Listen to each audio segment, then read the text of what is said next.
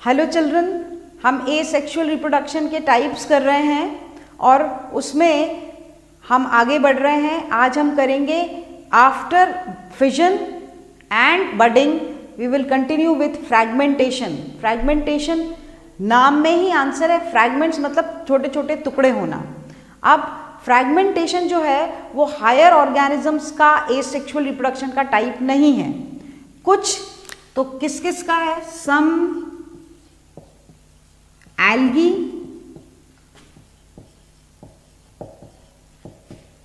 some fungi and few bryophytes. They show this type of asexual reproduction where the body divides into small fragments. छोटे छोटे टुकड़ों में बढ़ जाती है और हर एक टुकड़ा will form a new organism. इसका टिपिकल एग्जाम्पल जिससे एक्सप्लेन किया गया है वो है spirogyra. Now spirogyra is a green algae, member of green plant में आता है, ग्रीन एल्गी। तो पहले स्पाइरोगायरा कैसा दिखता है वो हम देखेंगे। फ्रेश वाटर एल्गी है, it is found in fresh water और फ्रेश वाटर में मिलती है, इसलिए यहाँ छोटे छोटे पॉन्ड्स और तालाब उनमें सब में मिलेगी। और मैं आपको उसको कैसे पता करोगे वो भी आपको बता दूंगी ईजिली। कैसे स्पाइरोगायरा को अगर माइक्रोस्कोप में देखें तो वो कैसा प्लांट है? It's filamentous, so it is filamentous and multi cellular, एक के बाद एक जो सेल्स हैं वो अरेंज्ड हैं in a single row, so it is multi cellular and all are arranged in one after the other like this. और इसका एक सेल में आई जस्ट वांट टू, कैसा होगा? ऐसा रिबन शेप्ड क्लोरोप्लास्ट पाया जाता है, स्पाइरल अरेंज्ड होता है, इसलिए नाम पड़ गया Spirogyra. That is why the name is of this algae Spirogyra. In each cell the spirally arranged bands are present and these are nothing but the chloroplast. And in between the cell is a nucleus which is hanging in the center by cytoplasmic strands. किससे? cytoplasmic strands से वो hold किया हुआ है उसको, nucleus को। so this is the nucleus, this is the cytoplasmic strand and these are spiral chloroplast typical of Spirogyra. Spiral, तो अगर आप माइक्रोस्कोप में दिखेंगे तो इस तरह का आपको फिलामेंट दिखेगा उस एल्गी का। ठीक है, एक एक्टिविटी भी मैं बताऊंगी, इससे रिलेटेड एक्टिविटी है। So this is the real algae looks like. Now what happens if this algae breaks into two, may be due to desiccation और इंजरी, पानी के बहाव से टूट जाए। तो जैसे दो टुकड़ों में टूटी, it breaks into two fragments, this fragment will become grow as new organism, this fragment will grow as new organism. So it is not found in all, in few algae, few fungi, wherever it is found, what happens if the body of the organism divides into fragment, and even if a part is desiccated, एक part सड़ गया है तो दूसरा part, दूसरा टुकड़ा जो है, it becomes a new organism. So when these fragments give rise to a new organism, so that method of asexual reproduction is fragmentation. So it is typically observed in Spirogyra. तो उसके लिए activity क्या दी गई है? NCERT में भी दी गई है और वो एक्टिविटी के स्टेप्स इंपॉर्टेंट है। It's very easy thing. किसी, मैंने आपको बताया, इसको कॉमनली कहते हैं पॉन्ड सिल्क, स्पाइरोगायरा को पॉन्ड सिल्क और पॉन्ड स्कम। ठीक है। और इसकी रीज़न है पॉन्ड सिल्क, सिल्क मतलब चिकना, एंड पॉन्ड्स कम क्यों कहते हैं, किसी भी फ्रेश वाटर बॉडी में आप थोड़ा सा अगर गहरा पानी नहीं है तो आपने कभी नोट किया होगा, आप पैर रखते हैं उसमें नीचे जो पत्थर हैं तो आपका कई बार बोलते हैं पैर फिसल जाएगा, तो पत्थर पे चिकनी पूरी काई जमी रहती है जिसको आप बोलते हो, that is nothing but if that पत्थर इज चिकना, पैर फिसल रहा हो तो दैट मीन्स उसके ऊपर कौन ग्रो कर रही है, कौन सी एल्गी, उसको थोड़ा सा स्क्रैप करेंगे अगर आप तो यू विल गेट, और माइक्रोस्कोप के नीचे देखेंगे तो you will be able to see the filaments of Spirogyra. So that from any pond just collect that thing from, bring it in your lab, और फिर आप उसको कैसे माउंट करेंगे, उसको just take a slide, glass slide, put that a drop of that pond come on the slide, then over it put a drop of glycerine. Now this is important, glycerine, ताकि वो सूखे नहीं, glycerine prevents the drying of the that algae. So glycerine डाला, then put a cover slip, and अगर side से कुछ glycerine निकल रहा है तो wipe it with the paper towel, the tissue, and then just observe it under the microscope. So what will you observe? That the observation is important activity में you will find a long filament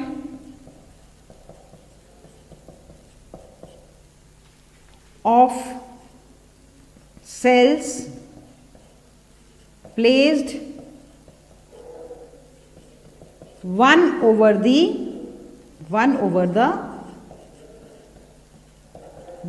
the other, ठीक है, एक के ऊपर एक placed है, and they are green in color because of the presence of what? Spiral chloroplast. तो ये हम ऑब्जर्व करेंगे उस एक्टिविटी, सिंपल एक्टिविटी है, क्लियर है। So what is fragmentation, clear, ठीक है। नेक्स्ट पे जाते हैं हम, after fragmentation we go on a next type and that is regeneration. What is it? Regeneration. देखिए रीजेनरेशन क्या है। नाउ रीजेनरेशन नाम में ही है, रीजेनरेशन फिर से जनरेट कर देना, फिर से बन जाना। एक्चुअल में this is not a typical method of asexual reproduction in organism. We are studing in this asexual reproduction, but it is not common और typical method of organisms for asexual reproduction. Why? ये question आता है NCERT में दिया, because whenever by accidental कोई breakage हो जाए organism की बॉडी में, या कोई नेचुरल डिजास्टर से बॉडी में ब्रेकेज हो जाए, तो the organism won't wait for these disasters. वो कोई भी ऑर्गेनिज्म अपने आप को रिप्रोड्यूस करने के लिए वेट थोड़ा करेगा कि वो कट जाए या उसको कोई अटैक कर ले, no. So it's not a common method of reproduction, but still because the organism can form something, it is studied in this single organ. So that is regeneration. Now regeneration is very common in two organisms. Example important, planaria, also called as Dugacia. Now this member is a member of flatworms. 9th में आपने पढ़ा है classification flatworms में, मतलब platy helminths में का example है, Platyhelminthes, where and the other example, this is one, and the other important example where regeneration is seen is Hydra. And Hydra में स्पेशली ट्रेम्बले साइंटिस्ट का नाम है, इनका वर्क है इस पे, he studied regeneration in Hydra. So studied regeneration in Hydra, ठीक है, studied by Trembley. Okay, now what happens is the hydra is like this, it looks like this, it has tentacles over it. Suppose a part of hydra is cut off, नीचे water में गिर गया है टुकड़ा कुछ sales वाला. These cells will multiply and they will arrange themselves into a new hydra after some time. When few cells are able to regenerate the whole body, that is called as regeneration, which is found in hydra and planaria. Now NCERT has given the diagram of planaria. कैसे? Planaria looks like this. This is how the planaria looks like. ठीक है ये. So now this, if it is cut into 3 parts, okay. So this part, the upper part will produce, ये upper part क्या produce कर लेगा? पूरा अपना नीचे का by regeneration. Suppose the middle part, so it will make the lower part as well as the upper part. And if the lower part is there, it will make the upper and the head part. So this is how from any section, if anywhere from the body, इतनी regeneration का पार होता है कि body के कोई से part से भी टुकड़ा अगर है तो it is able to form. It is not found in other organism, specially these two. They can make their whole body from the a few cells, if any part of the body, if it is cut, it is able to produce the whole body. So that is in planaria and it is pronounced in hydra and planaria. Whereas few higher organisms, like you have heard of, I'll write here, you have heard of starfish, you have heard of starfish, then you have heard of lizard, छिपकली, देखा भी होगा आपने. अगर starfish का कोई भी arm काट दें तो this starfish is able to, if this is cut, it is in few months it will regenerate its arm. मतलब not the whole body but it can regenerate that organ.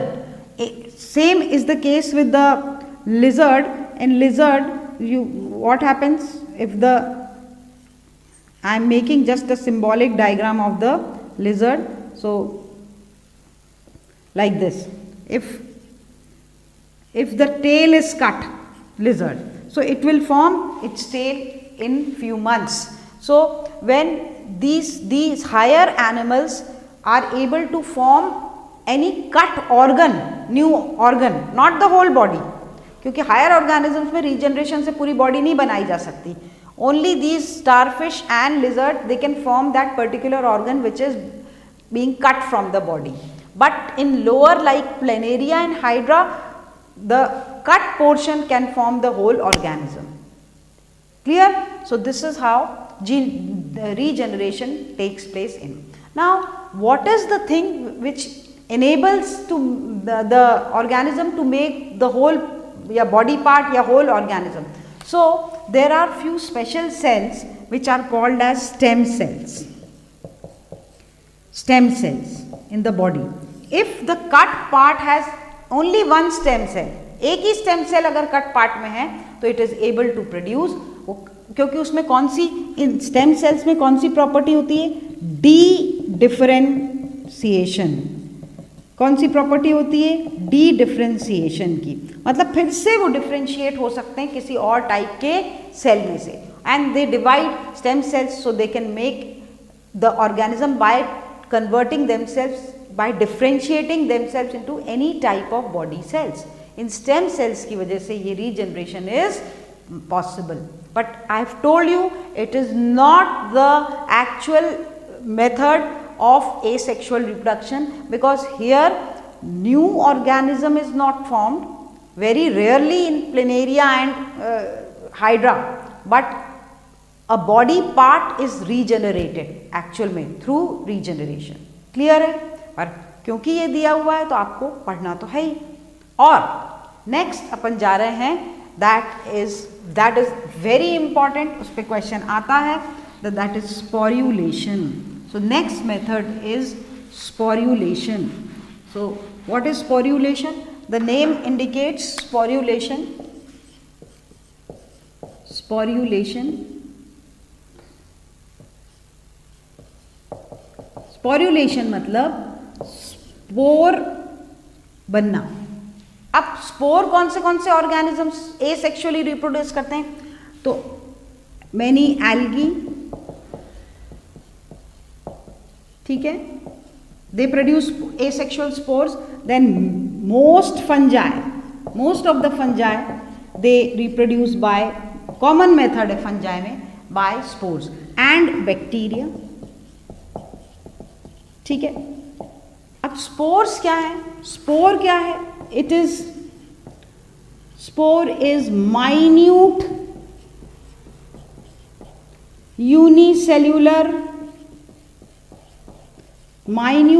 Unicellular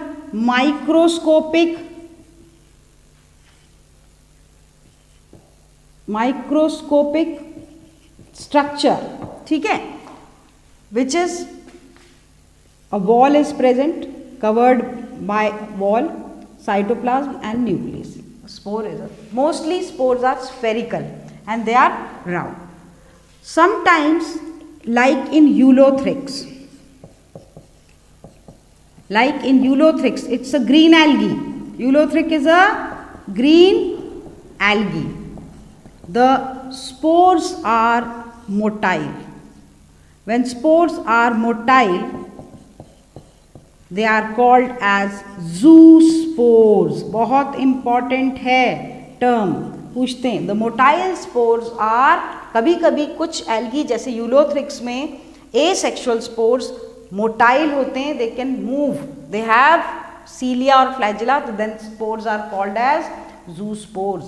now one of the example important fungi का Rhizopus. Now this is given as an example in NCERT.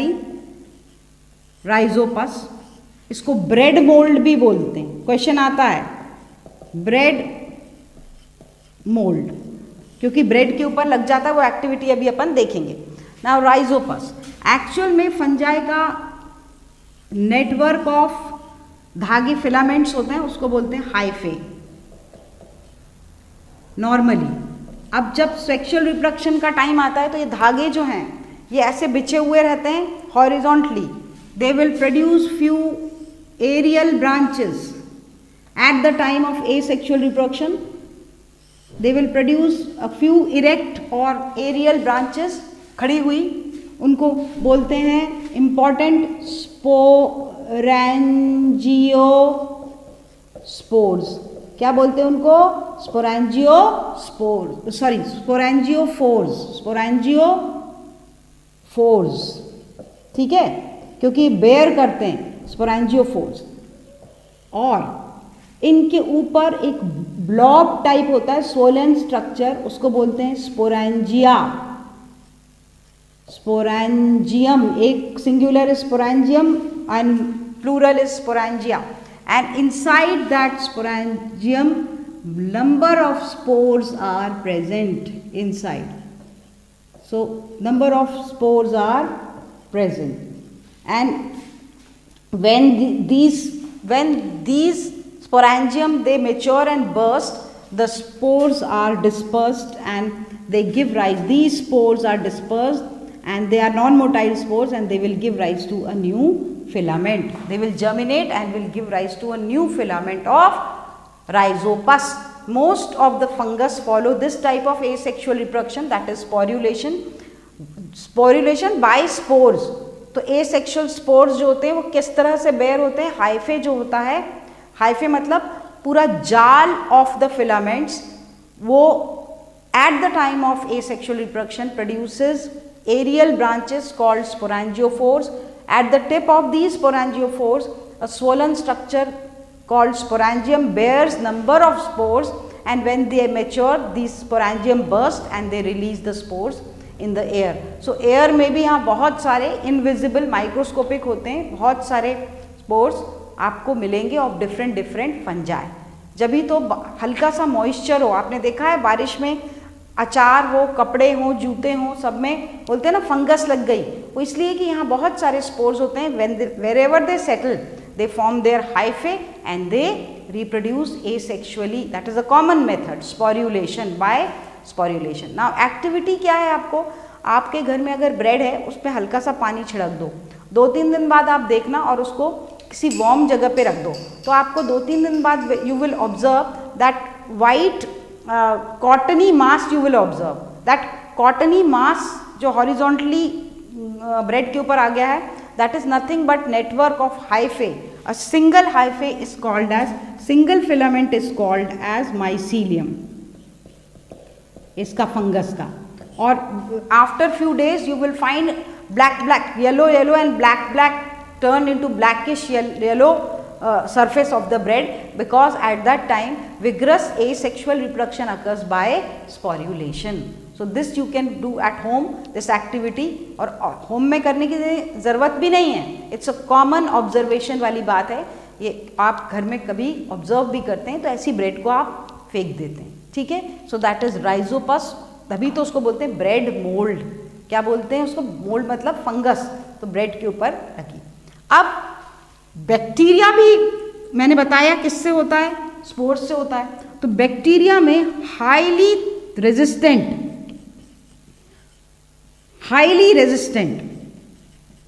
मतलब कोई चीज से उनको फर्क नहीं पड़ता उन स्पोर्स को. स्पोर्स बनते हैं थिक वॉल्ड स्पोर्स बनते हैं, उनको बोलते हैं एंडोस्पोर. क्या बोलते हैं उन स्पोर्स को, एंडोस्पोर्स. तो बैक्टीरिया में कौन से स्पोर मिलते हैं, एंडोस्पोर. और यूलोथ्रिक्स में कैसे मिलते हैं, motile spore, that is zoospore. So spore से जो एसेक्सुअल रिप्रोडक्शन होता है उसको बोलते हैं स्पोर्युलेशन. स्पोर्युलेशन इज इंपॉर्टेंट, कोई किसी भी टाइप का क्वेश्चन आता है. So what we have done today, fragmentation. Examples important, planaria also called as Dugesia and Hydra. ठीक है, ये पूरा ऑर्गेनिज्म बना सकते हैं. प्लेनेरिया का डायग्राम दिया हुआ है एनसीईआरटी में, so just go through that. Then regeneration regeneration के एग्जाम्पल थे प्लेनेरिया एंड हाइड्रा. फ्रैगमेंटेशन का एग्जाम्पल क्या था, spirogyra. And the third is sporulation, जिसके एग्जाम्पल हैं most of the algae. Bacteria में बाय एंडोस्पोर, यूलोथ्रिक्स में बाय जूस्पोर एंड राइजोपस में by small circular spore which are formed inside the sporangium. Clear है, आज इतना ही, अगली क्लास में आगे देखेंगे. Thank you.